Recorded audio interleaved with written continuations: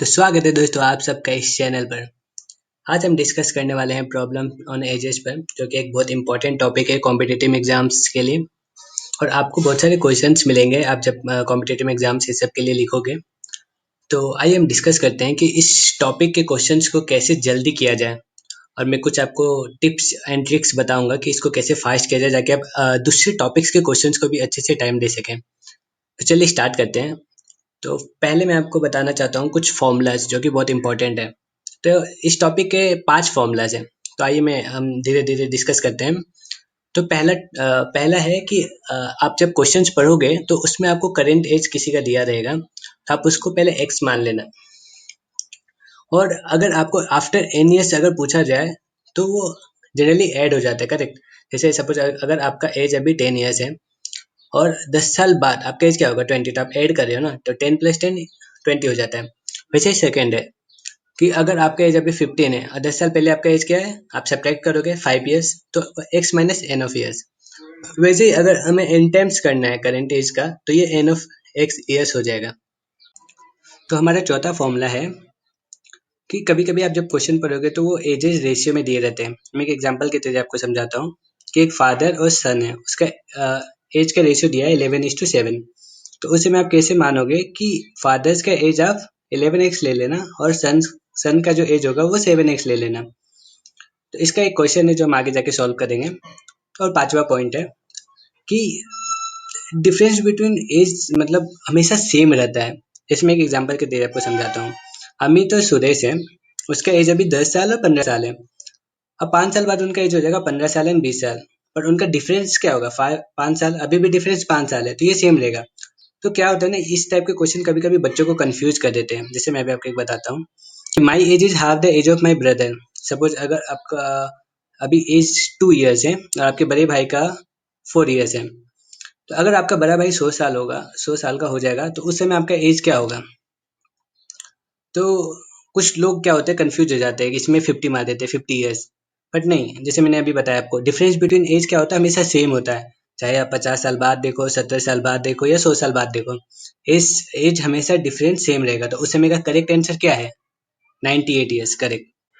तो चलिए question solve करने से पहले मैं आपको कुछ पॉइंट्स बता देता हूँ जिसको आप याद रखिएगा। इसको याद करने से आपको क्या होगा कि आप जब क्वेश्चंस को सॉल्व करोगे तो आप बहुत फास्ट कर सकते हो। तो पहला पहला चीज है कि आप जब भी आप क्वेश्चन पढ़ोगे तो आपको इसमें अननोन एज दिया होगा, तो आप उसको कुछ एक्स वेरिएबल से रिप्लेस कर देना। मैं आपको बताता हूँ आगे कैसे करना है।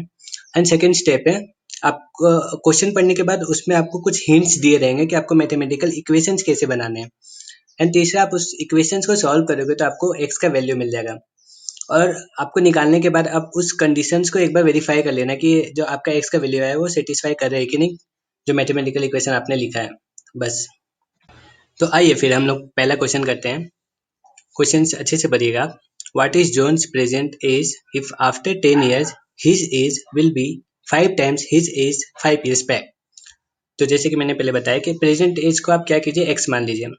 अब 10 साल बाद है तो 10 साल बाद उसका एज क्या होगा, x + 10।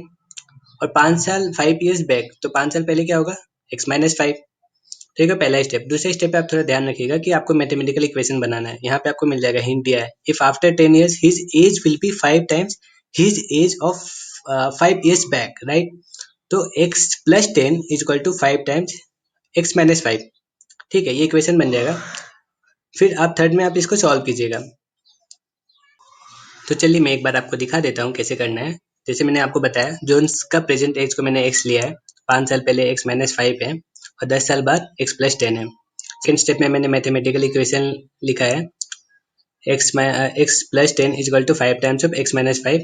और फिर मैंने सॉल्व कर दिया, x = 8.75 ईयर्स, ये आंसर हो गया। तो वेरी सिंपल दिस वन। आइए फिर नेक्स्ट क्वेश्चन को हम लोग देखते हैं। तो आइए फिर हम सेकेंड क्वेश्चन को देखते हैं। एक बार क्वेश्चन पढ़ लीजिए।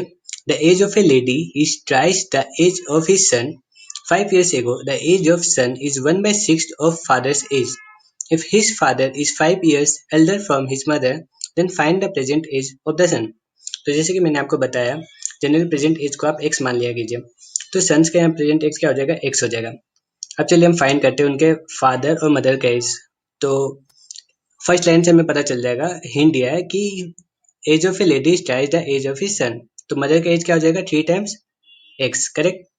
एंड फादर का एज कैसे पता करेंगे, लास्ट लाइन को एक बार देखिए, is father age is 5 years elder from his mother. तो फादर का एज क्या हो जाएगा 3x + 5, क्योंकि 5 साल उसके मदर से बड़े हैं, करेक्ट।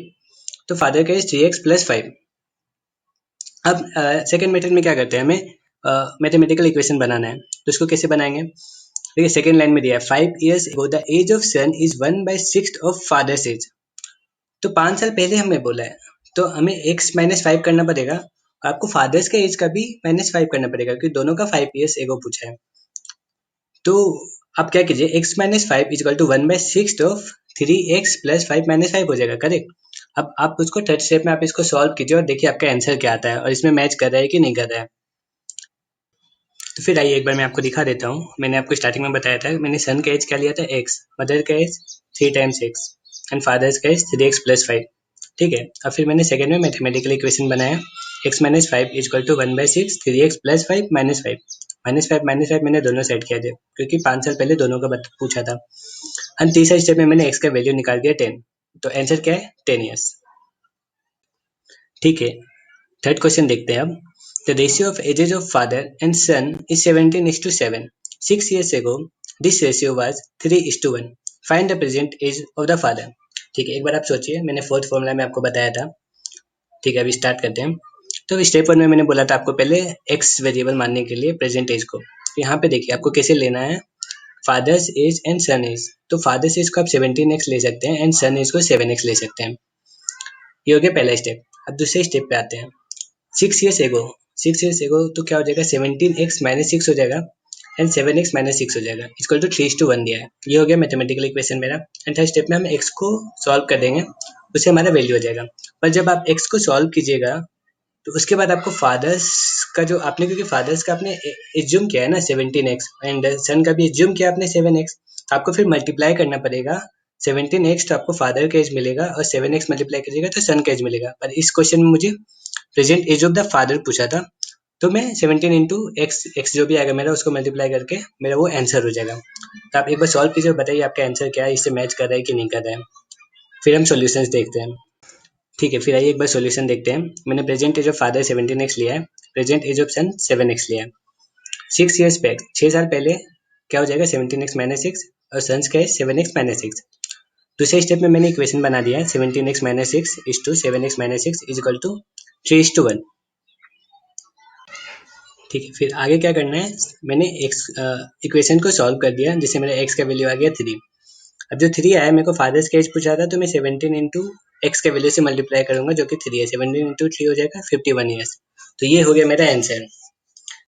अच्छा ठीक है, मैं एक और पॉइंट आपको बताता हूँ वीडियो कंप्लीट होने से पहले। आप जब कोई एग्जाम में सॉल्व कीजिएगा तो एक पॉइंट का ध्यान रखिएगा। जैसे ये सेकंड क्वेश्चन है, तो इसमें हमारा मैथमेटिकल इक्वेशन क्या आया था, x + 5 is equal to 1/6 of 3x, correct. तो आप अब इसमें क्या कर सकते हैं, आप डायरेक्ट वेरीफाई कर सकते हैं कि आप आंसर पुट कीजिए, जैसे हीट एंड ट्रायल मेथड जिसको बोलते हैं। आप 10 को x के वैल्यू x की जगह पुट करके देखिए, अगर ये वेरीफाई कर रहा है कि नहीं, या फिर 15 को उसमें डाल के देखिए वेरीफाई कर रहा है कि नहीं। जो भी वेरीफाई कर रहा है आप इजीली उसको टिक कर दीजिएगा, तो इससे क्या होगा, आपका समय बचेगा। जैसे दूसरे क्वेश्चन पे आप 1-2 बार ट्राई करके देखिएगा, ये बहुत सारे क्वेश्चन पे एक्चुअली ये काम करता है।